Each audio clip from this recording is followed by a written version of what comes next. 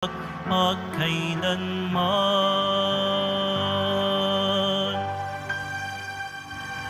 Simulan natin ang ating pagdiriwang sa ngalan ng Ama at ng Anak at ng Espiritu Santo. Amen. Ang pagpapala ng ating Panginoong Hesukristo, ang pag-ibig ng Diyos Ama at ang pakikipagkaisa ng Espiritu Santo naway sumainyong lahat. At sumayo rin. Minamahal kong mga kapatid, ipinagdiriwang natin ngayon ang linggo ng Laetare na mula sa wikang Latin ng ibig sabihin magalak. Inaanyayahan tayo ng ating mga pagbasa na magalak sapagkat ang Diyos sa kanyang pangako at siya ay ang amang naghihintay sa ating pagbabalik. Sa ikalawang pagbasa, ipinapaalala sa atin ni San Pablo na sa pamamagitan ni Kristo, ibinilang tayo ng Diyos bilang kaibigan, hindi na kaaway. At hinirang niya tayo upang ipagpanumbalik sa Kanya ang mga tao. Upang tayo'y maging marapat gumanap sa banal na pagdiriwang, aminin muna natin at pagsisihan ang ating mga kasalanan. Inaamin ko sa makapangyarihang Diyos At sa inyo mga kapatid, na lubha akong nagkasala sa isip, sa salita at sa gawa, at sa aking pagkukulang, kaya isinasamo ko sa mahal na Birheng Maria, sa lahat ng mga anghel at mga banal, at sa inyo mga kapatid, na ako'y ipanalangin sa Panginoong ating Diyos. Kaawan tayo ng makapangyarihang Diyos, patawarin tayo sa ating mga kasalanan at patnubayan tayo sa buhay na walang hanggan. Amen. Panginoon, kaawaan mo kami. Panginoon, kaawaan mo kami. Kristo, kaawaan mo kami. Kristo, kaawaan mo kami. Panginoon, kaawaan mo kami. Panginoon, kaawaan mo kami. Manalangin tayo. Ama naming makapangyarihan, ikaw ay nakikipagkasundo sa sangkatauhan sa pamamagitan ng iyong salita, sa masigasig na pagsamba at matibay na pagsampalataya, ang sambayan ng Kristiyano ay makadulog nawang masaya sa pagdiriwang ng dakilang kapistahan ng pagkabuhay. Sa pamamagitan ni Jesucristo, kasama ng Espiritu Santo, magpa sa walang hanggan. Amen. Magsiupo muna po ang lahat.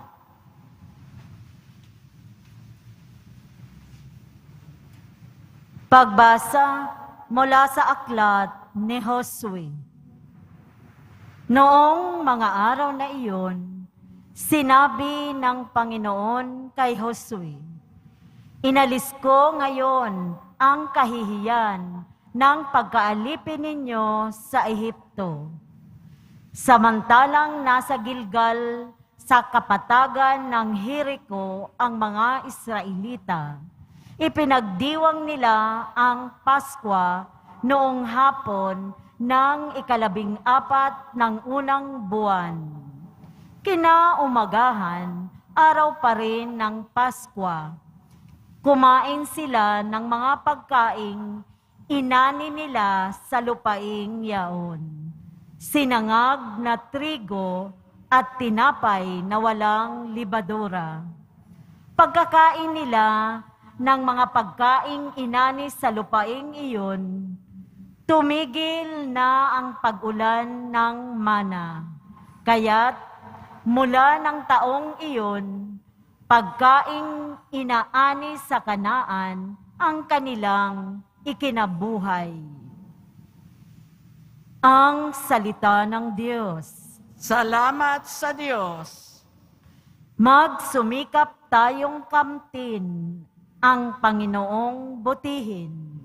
Magsumikap tayong kamtin ang Panginoong butihin. Panginooy aking laging pupurihin, sa pasasalamat di ako titigil. Aking pupurihin kanyang mga gawa, kayong naaapi, makinig, matuwa. Magsumikap tayong kamtin, ang Panginoong butihin. Ang pagkadakila niya ay ihayag, at ang ngalan niya'y purihin ng lahat. Ang aking dalangay dininig ng Diyos, nawala sa akin ang lahat kong takot. Magsumikap tayong kamtin, ang Panginoong butihin. Nagalak ang aping umasa sa Kanya, pagkat di nabigo ang pag-asa nila. Tumatawag sa Diyos ang walang pag-asa, sila'y iniligtas sa hirap at dusa. Magsumikap tayong kamtin, ang Panginoong butihin.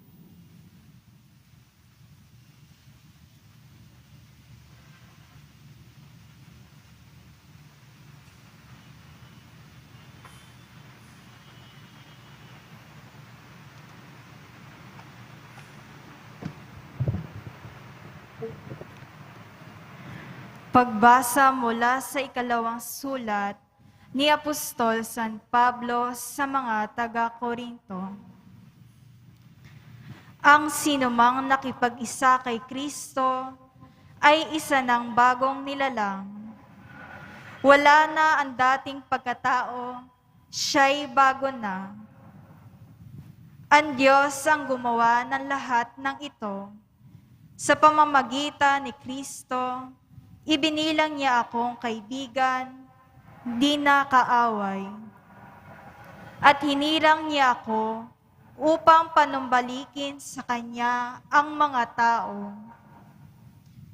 Ang ibig kong sabihin, ang tao'y ibinibilang ng Diyos ng Kanyang kaibigan sa pamamagitan ni Kristo. At nililimot na niya ang kanilang mga kasalanan. At ipinagkatiwala niya sa akin ang balitang ito. Kaya't ako'y sugo ni Kristo para ang Diyos na rin ang namamanhik sa inyo.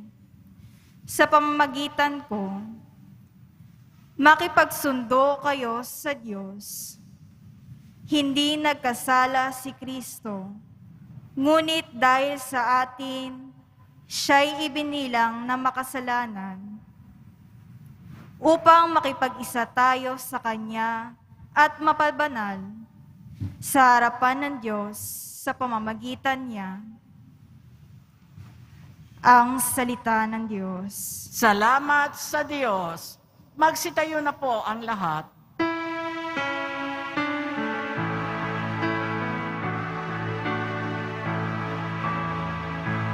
Nagpupuri kami sa'yo, Panginoong Jesucristo.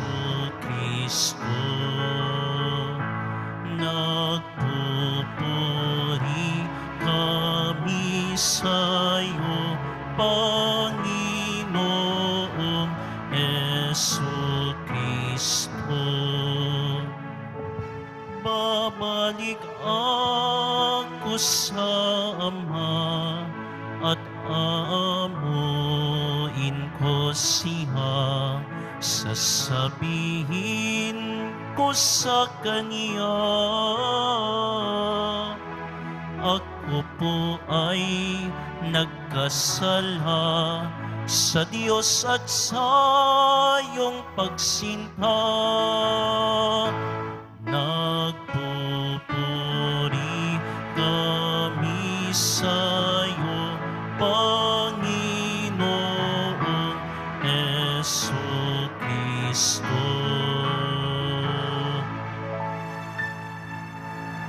Sumainyo ang Panginoon. At sumayo rin. Ang mabuting balita ng Panginoon ayon kay San Lucas. Papuri sa iyo, Panginoon.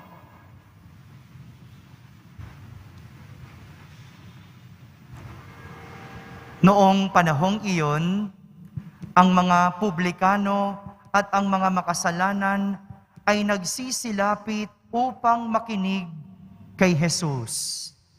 Nagbulong-bulungan ang mga Pariseyo at ang mga eskriba. Ang sabi nila, ang taong ito'y nakikisalamuha sa mga makasalanan at nakikisalo sa kanila. Kaya't sinabi sa kanila ni Jesus ang talinhagang ito. Isang tao ang may 2 anak na lalaki. Ang wika ng bunso, Ama, ibigay na po ninyo sa akin ang mamanahin ko. At ibinahagi sa kanila ng ama ang kanyang ari-arian. Pagkalipas ng ilang araw, ipinagbili ng bunso ang kanyang ari-arian at nagtungo sa malayong lupain. Taglay ang buo niyang kayamanan at dooy nilustay na lahat sa diwastong pamumuhay. Nang malustay na niya ang kanyang kayamanan, nagkaroon ng matinding taggutom sa lupaing yaon at nagdalita siya. Kaya't namasukan siya sa isang mamamayan ng lupaing yaon. Siya'y pinapunta nito sa bukid upang mag-alaga ng baboy.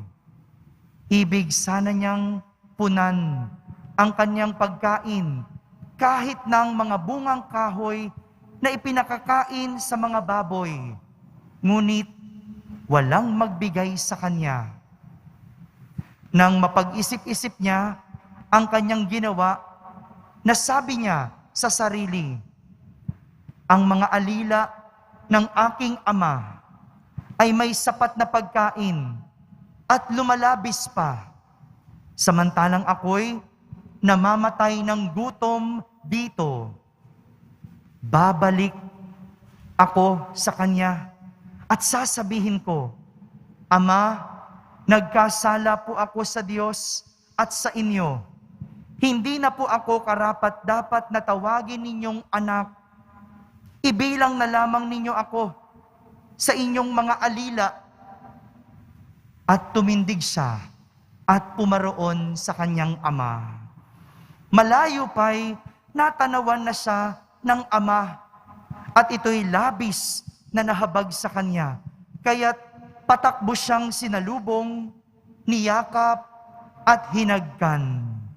Sinabi ng anak, Ama, nagkasala po ako sa Diyos at sa inyo. Hindi na po ako karapat-dapat na tawagin ninyong anak. Ngunit tinawag ng ama ang kanyang mga alila. Madali, dalhin niyo rito ang pinakamahusay na damit at isuot sa kanya. Suotan siya ng singsing at panyapak. Kunin ang pinatabang guya at patayin. Kumain tayo at magsaya, sapagkat namatay na ang anak kong ito, ngunit muling nabuhay. Nawala, ngunit nasumpungan. At sila'y nagsaya. Nasa bukid noon ang anak na panganay.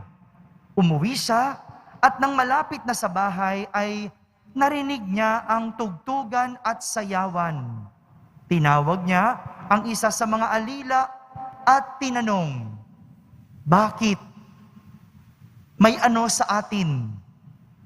Dumating po ang inyong kapatid, tugon ng alila. Ipinapatay ng iyong ama ang pinatabang guya sapagkat nagbalik siyang buhay at walang sakit. Nagalit ang panganay at ayaw itong pumasok sa bahay. Kaya't lumabas ang kanyang ama at inamo-amo siya. Ngunit sinabi nito, Pinaglingkuran ko po kayo sa loob ng maraming taon at kailanmay hindi ko kayo sinuway. Ngunit ni minsan, hindi ninyo ako binigyan ng kahit isang bisirong kambing para pagkatuwaan kami ng aking mga kaibigan. Subalit, nang dumating ang anak ninyong lumustay ng inyong kabuhayan sa masasamang babae, ipinagpapatay pa ninyo siya ng pinatabang guya. Sumagot ang ama, "Anak, lagi kitang kapiling. Ang lahat ng ari-arian ko'y sa iyo. Ngunit dapat tayong magsaya at magalak sapagkat namatay na ang kapatid mo. Ngunit muling nabuhay. Nawala, ngunit nasumpungan." Mga kapatid, ang mabuting balita ng Panginoon. Pinupuri ka namin, Panginoong Heso Kristo. Magsiupo ang lahat. Isang magandang araw po sa inyong lahat. Pakibati mo naman ang katabi mo ng magandang araw. Sige nga, tingnan mo kung gising pa yung katabi mo. Alam ko mahaba yung ating ebanghelyo. Pakitignan kung dilat ang iyong katabi. Sabihin mo nga, gising ka ba? Oh, yung mga kolektora, gising ba? Gising. Ang mga lay minister, gising? Gising. Very good. Simulan natin ang ating pagninilay sa isang kwento. Minsan, may isang empleyadong nagngangalang Makoy. Ano po ang pangalan ng empleyado? Ayun, gising. Thank you. Very good. Si Makoy ay mayroong maganda at maayos na trabaho. Ano ang meron si Makoy?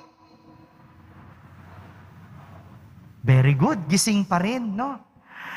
Sinasabi pa nga ng ilan, maswerte si Makoy dahil kahit wala siyang natapos, meron siyang maganda na hanap buhay.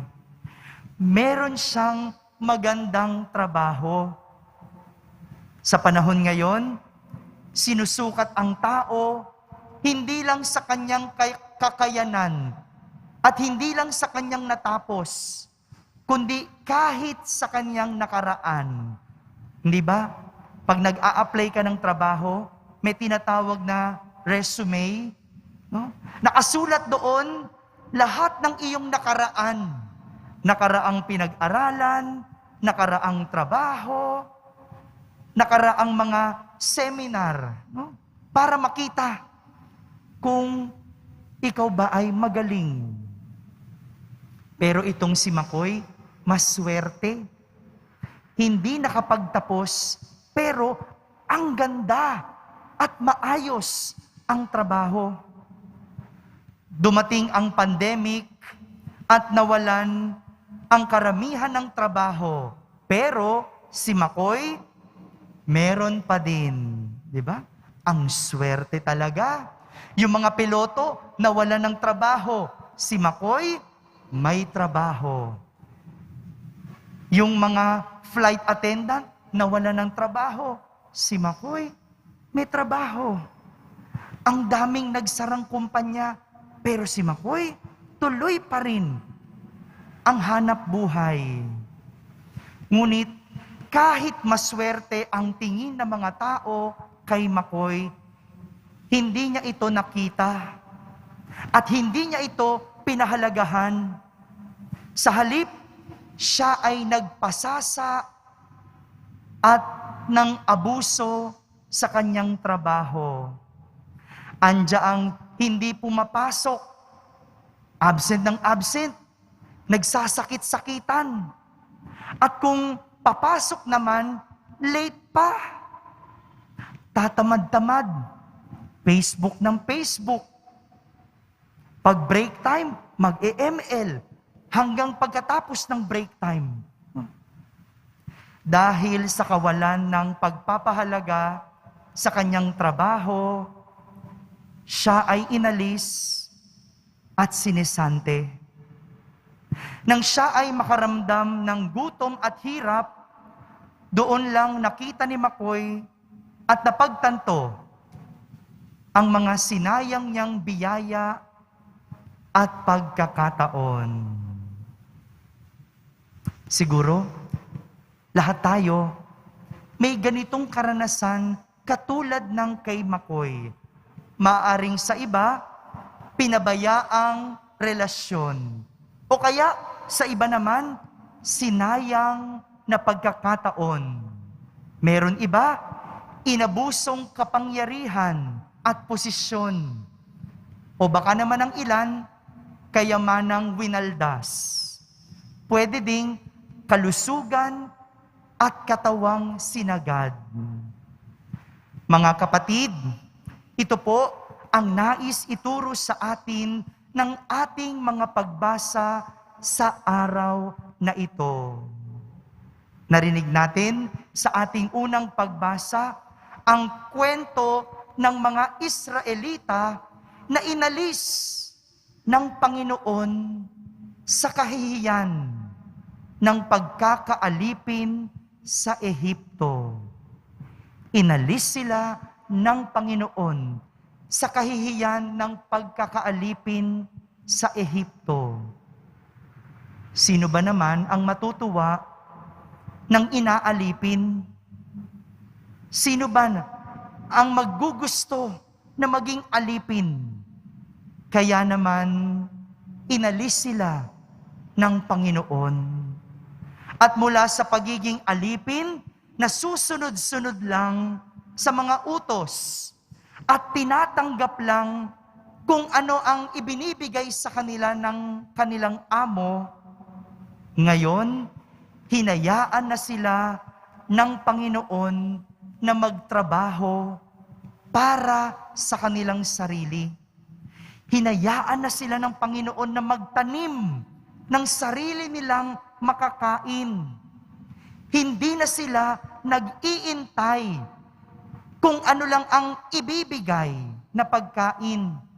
Sila na mismo ang naghahanap buhay para sa kanilang sarili. Ito po yung tinatawag sa Ingles na dignity of work. Hindi ka na palamunin. Sorry for the term, pero hindi ba ang sakit noon? Kung wala kang trabaho, kung wala kang pinagkakakitaan, palamunin ang tawag sa iyo. Pero sa pagkakataong ito, ang mga Israelita na ang naghahanap buhay para sa kanilang sarili. Binigyan sila ng karangalan para maghanap buhay. Hindi na sila mga alipin, kundi mga amo ng kanilang sariling buhay. Meron na silang kalayaan na gawin ang nais nila. Meron na silang say sa kanilang buhay. O hindi ba, sa pamilya, kung sino ang kumikita, siyang may sinasabi. Sa lipunan, kung sino ang mayaman, siyang may sinasabi. Siyang may mataas na karangalan. Ganito ang ginawa ng Diyos sa mga Israelita. Binigyan ng karangalan ng Diyos ang mga dating alipin at naghihirap. Samantala, sa ating Salmo Responsorio, pinapaalala sa atin at tinuturo sa atin ang pagsusumikap. Ayon sa ating Salmo Responsorio, magsumikap tayong kamtin ang Panginoong butihin. Pagsusumikap ang ipinapaalala at itinuturo sa atin. At ganito rin yung sinasabi ni San Pablo sa ating ikalawang pagbasa. Magsumikap tayo. Tinatanggap tayo ng Panginoon bilang kanyang kaibigan.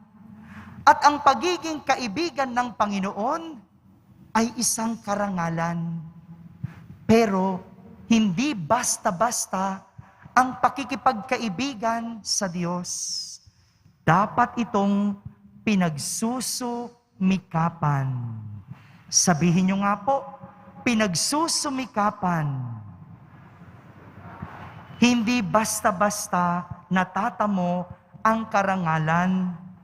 Kung sa buhay, bago ka maging karangal-rangal, kailangan mong magtrabaho, kailangan mong magtiyaga, magtiis, magsipag. At yung iba, kailangang mag-aral. Ganon din, pagdating sa karangalan ng Diyos, hindi ito basta-basta. Dapat pinagsusumikapan ang pagpapakabanal. Ang pagiging deboto ng Poong Yesus Nazareno, hindi basta-basta. Para maging deboto, hindi lang nagsisimba sa Quiapo, hindi lang nagnonobena sa Poong Yesus Nazareno, kundi higit sa lahat, sumusunod sa mga utos ng Diyos. Ganyan, para magkaroon ng karangalan ng Diyos, pinagsusumikapan. Ganito po ang karangalan ng Diyos. Dapat may pagsusumikap. Dahil kung hindi, matutulad tayo sa alibughang anak sa ating ebanghelyo. Narinig natin kung paano hiningi at nilustay ng bunsong anak ang kanyang mana mula sa kanyang ama.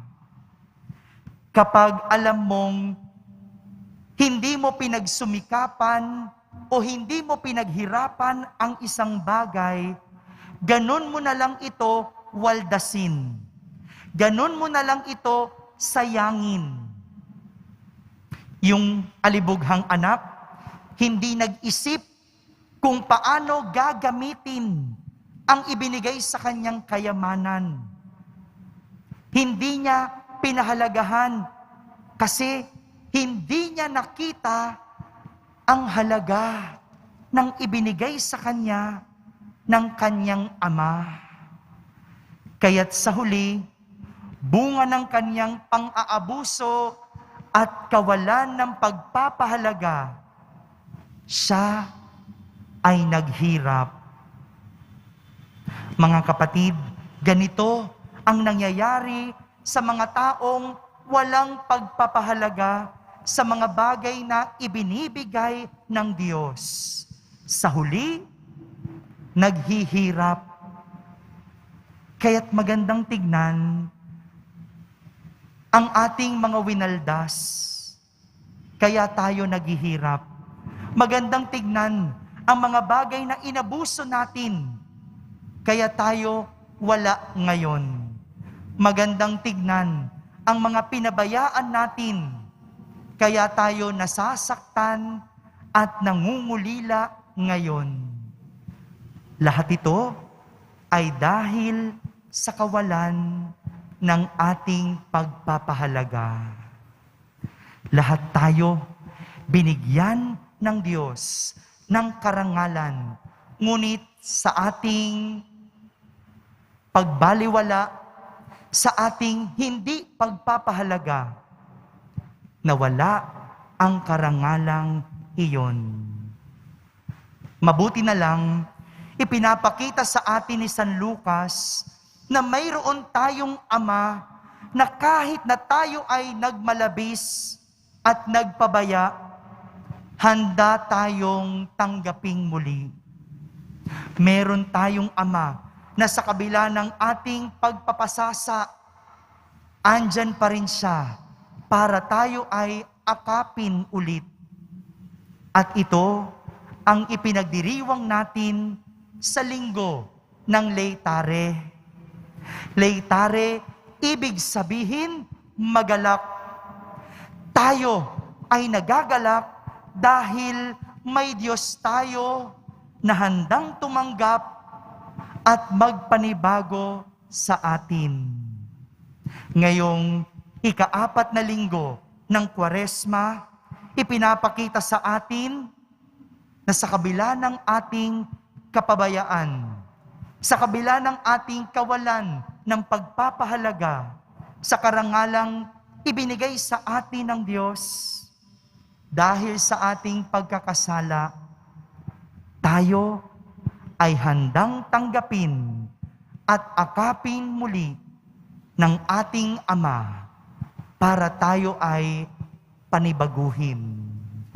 Ngunit mangyayari lang ito kung tayo ay tutulad sa alibughang anak na nagbalik. Amen? Amen. Magsitayo po tayong lahat at sabay-sabay nating ipahayag ang ating pananampalataya. Sumasampalataya ako Sa Diyos amang makapangyarihan sa lahat, na may gawa ng langit at lupa. Sumasampalataya ako kay Heso Kristo, iisang anak ng Diyos, Panginoon nating lahat. Nagkatawang tao siya, lalang ng Espiritu Santo. Ipinanganak ni Santa Mariang Birhen, pinagpakasakit ni Poncio Pilato, ipinako sa krus, namatay inilibing, nanaog sa kinaroroonan ng mga yumao. Nang may ikatlong araw, nabuhay na maguli, umakyat sa langit, naluklok sa kanan ng Diyos amang makapangyarihan sa lahat. Doon magmumulang paparito at huhukom sa nangabubuhay at nangamatay na tao. Sumasampalataya naman ako sa Diyos Espiritu Santo, sa banal na simbahang katolika, sa kasamahan ng mga banal, sa kapatawaran ng mga kasalanan, sa pagkabuhay na muli ng namatay na tao, at sa buhay na walang hanggan. Amen. Ama naming mapagkalingat, mapagpatawad, kami nagbabalik loob ng may galak sa puso, sapagkat lubos ang iyong pag-ibig sa tanan. Umaasa kami sa iyong patuloy na pagkalingat, pagkamawain, habang kami dumadalangin. Mahabaging Ama, dinggin mo kami. Mahabaging Ama, dinggin mo kami.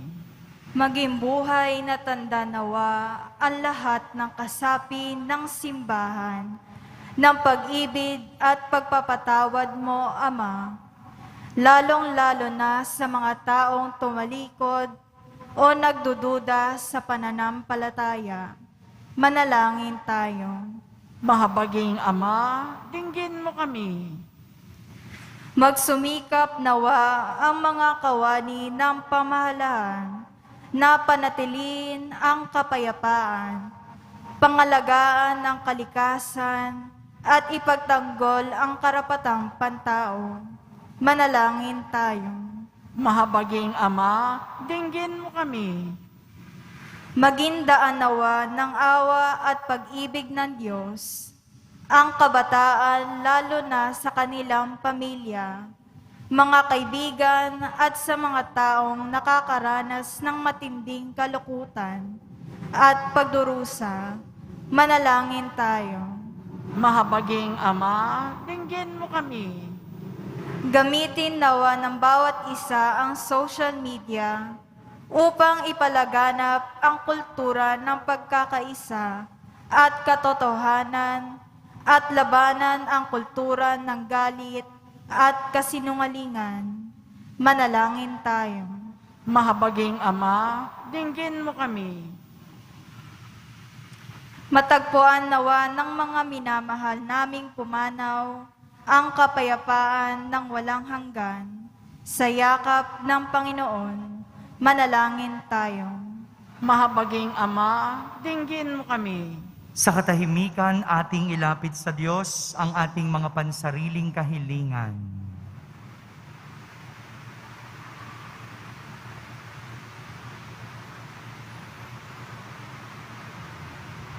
Manalangin tayo. Mahabaging Ama, dinggin mo kami. Ama naming mahabagin, dinggin mo ang dalangin ng iyong bayan at gawin mo kaming marapat na ikaw'y makapiling alang-alang kay Kristo na aming Panginoon. Amen. Magsiupo ang lahat.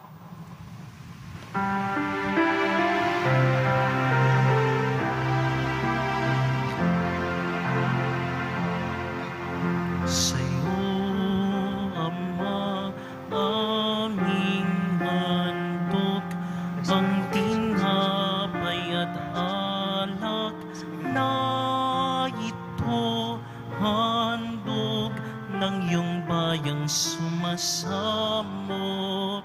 humihingi ng patawad mo.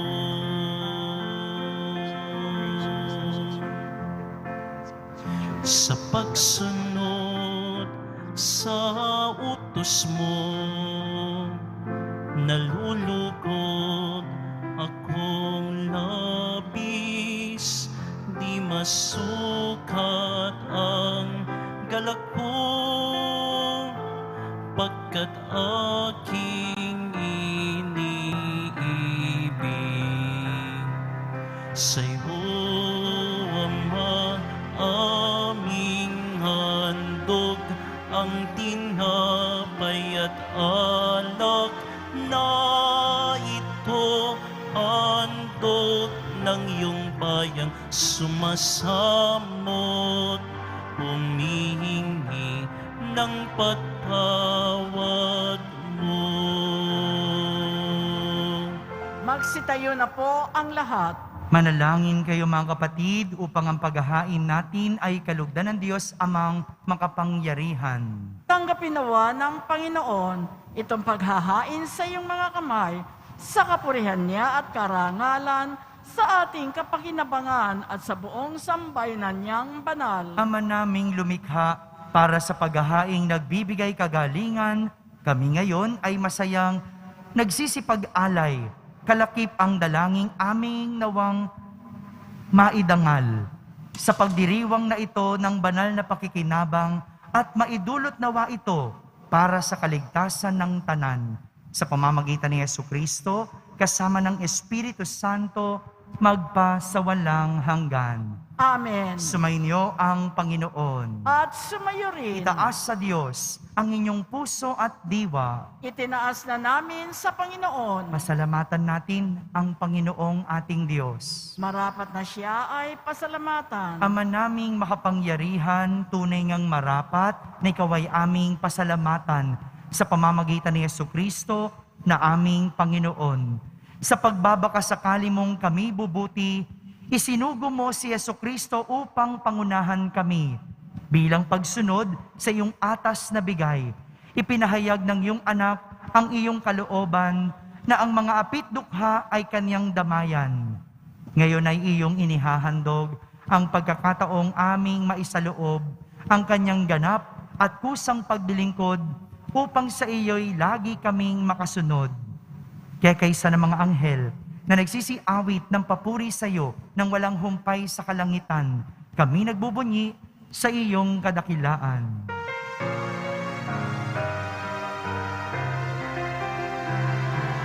Santo, Santo, Santo, Panginoong Diyos ng mga hukbo, napupuno ang langit at lupa ng kadakilaan mo. Hosana, Hosana, Hosana sa kaitaasan. Hosana, Hosana, Hosana sa kaitaasan. Pinagpala ang naparirito sa ngalan ng Panginoon. Hosana, Hosana, Hosana sa kaitaasan. Hosana, Hosana, Hosana sa kaitaasan. Magsiluhod na po ang lahat.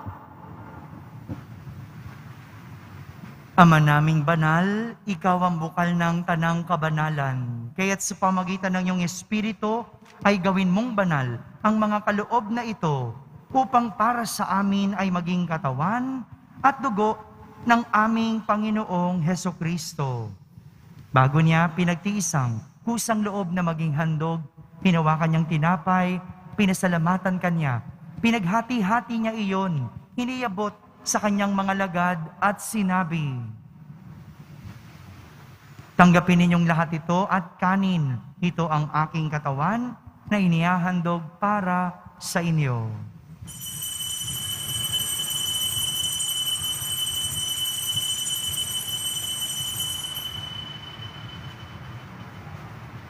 Gayon din naman, nung matapos ang hapunan, hinawakan niyang kalis, muli kanyang pinasalamatan. Iniabot niya ang kalis sa kanyang mga alagad at sinabi, "Tanggapin ninyong lahat ito at inumin. Ito ang kalis ng aking dugo, ng bago at walang hanggang tipan. Ang aking dugo na ibubuhos para sa inyo at para sa lahat, sa ikapagpapatawad ng mga kasalanan. Gawin ninyo ito sa pag-alaala sa akin."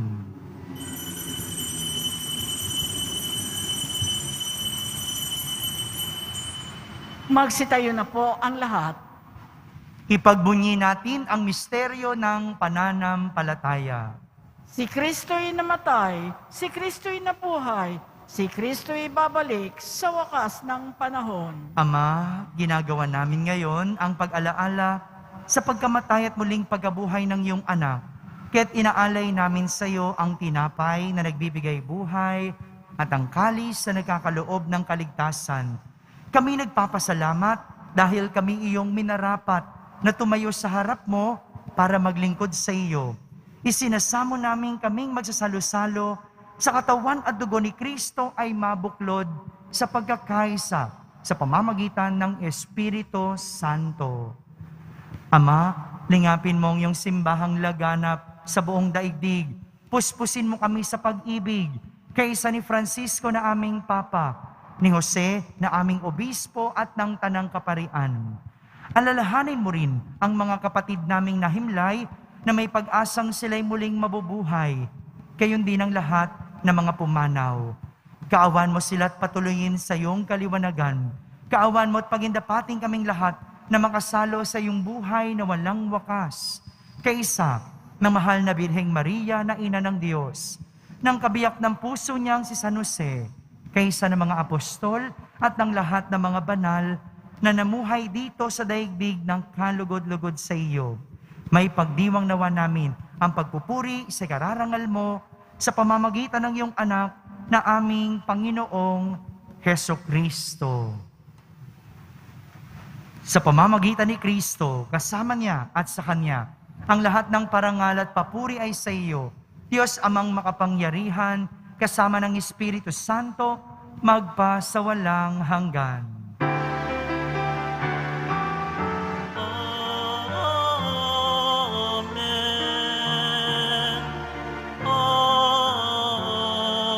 Amen. Sa tagubilin ng mga nakahagaling na utos at turo ni Jesus na Panginoon natin at Diyos, ipahayag natin ng lakas loob. Ama namin, sumasalangit ka, Sambahin ang ngalan mo, mapasa amin ang kaharian mo, sundin ang loob mo dito sa lupa para ng sa langit. Bigyan mo kami ngayon ng aming kakanin sa araw-araw at patawarin mo kami sa aming mga sala para ng pagpapatawad namin sa nagkakasala sa amin at huwag mo kaming ipahintulot sa tukso at iadya mo kami sa lahat ng masama. hinihiling namin kami iadya sa lahat ng masama. Pagkalooban ng kapayapaan araw-araw, iligtas sa kasalanan at ilayo sa lahat ng kapahamakan. Samantalang aming pinananabikan ang dakilang araw ng pagpapahayag ng tagapagligtas naming si Hesukristo. Sapagkat iyo ang kaharian at ang kapangyarihan at ang kapurihan magpakailanman. Amen. Panginoong Hesukristo, sinabi mo sa iyong mga apostol, kapayapaan ang iniiwan ko sa inyo. Ang aking kapayapaan ang ibinibigay ko sa inyo.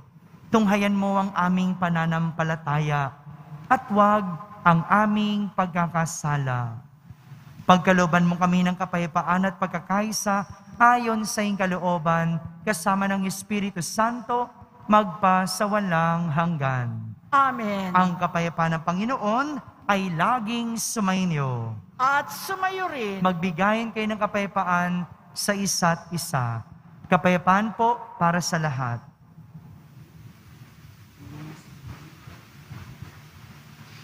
Peace be with you. Kordero ng Diyos na nag-aalis ng mga kasalanan ng sanlibutan, maawa ka sa amin. Kordero ng Diyos na nag-aalis ng mga kasalanan ng sanlibutan, maawa ka sa amin. Kordero ng Diyos na nag-aalis ng mga kasalanan ng sanlibutan, ipagkaloob mo sa amin ang kapayapaan, magsiluhod po ang lahat.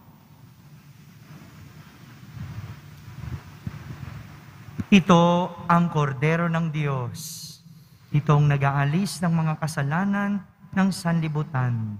Mapalad ang mga inaaniyahan sa kanyang piging.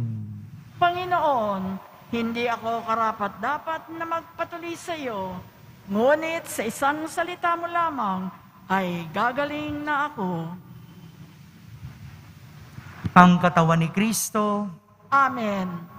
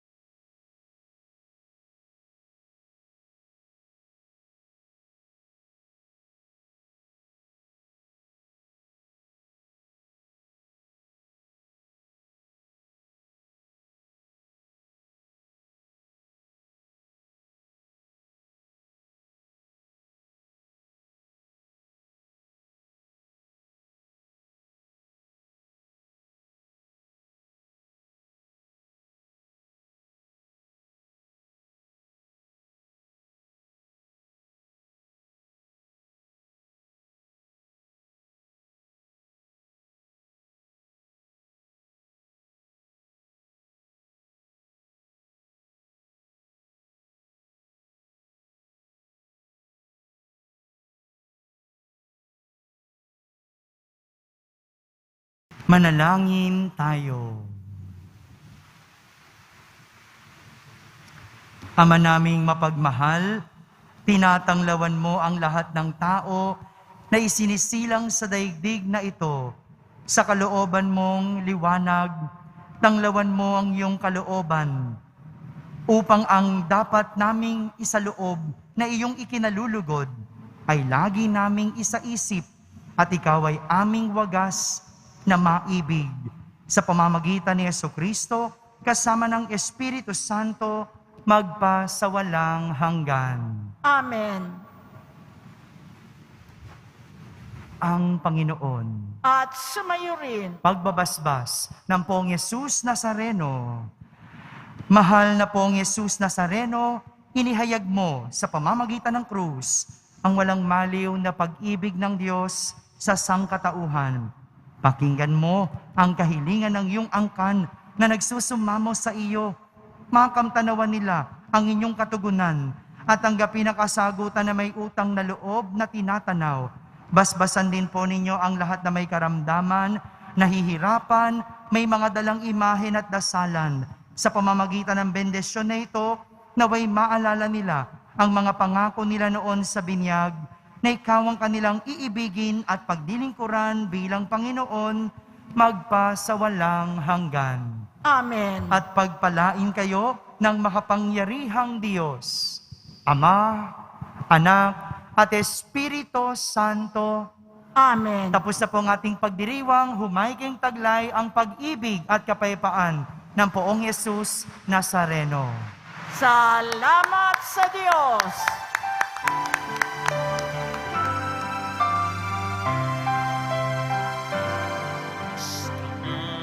Padre Jesus Nazareno, sinasamba ka namin, pinipinto ka namin, aral mo ang aming buhay at kaligtasan.